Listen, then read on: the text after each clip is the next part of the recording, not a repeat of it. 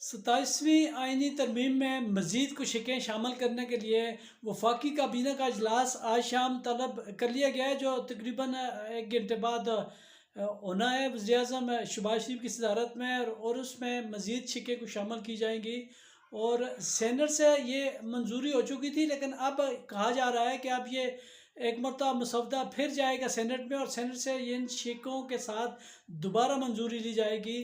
इस वो कौन सी शिकें हैं, क्या इसमें शामिल किया जा रहा है, इसका अभी बताया नहीं गया, लेकिन उसका इम्कान ज़ाहिर किया जा रहा है कि इससे पहले बैरिस्टर गौर ने कौमी असम्बली में ही खिताब करते हुए कल कहा था कि पाकिस्तान से चीफ जस्टिस का ओहदा ख़त्म कर दिया गया है और पाकिस्तान में अब इस तरमीम की मंजूरी के बाद कोई चीफ जस्टिस नहीं होगा। ये उसकी निशानदेही की थी लतीफ़ खोसा एडवोकेट, जो सीनियर वकील हैं। उन्होंने भी कहा था कि चीफ जस्टिस अब नहीं रहेगा। आइनी अदालत जब ऊपर से बड़े फैसले करेगी, सुप्रीम कोर्ट का जो फैसला होगा उसे आइनी कोर्ट में अपील की जा सकेगी, उसे चैलेंज किया जा सकेगा, लेकिन जो आइनी कोर्ट फैसला देगी वो सुप्रीम कोर्ट में चैलेंज नहीं हो सकेगा।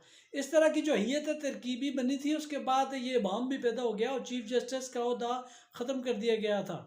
अब देखते हैं वो इसके लिए बुला रहे हैं या कोई और शिकें उनके जहन में आ गई हैं, क्योंकि अब ज़ाहिर है वो बैठते हैं सोचते हैं कि कुछ फंसाने के लिए बुजी को कुछ रह तो नहीं गया, तो अब मुमकिन है उनके जहन में कुछ और आया हो।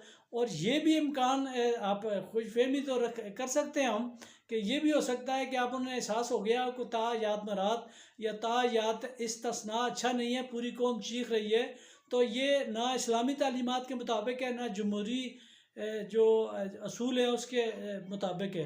तो मुमकिन है वो अभी ये भी निकाल लें।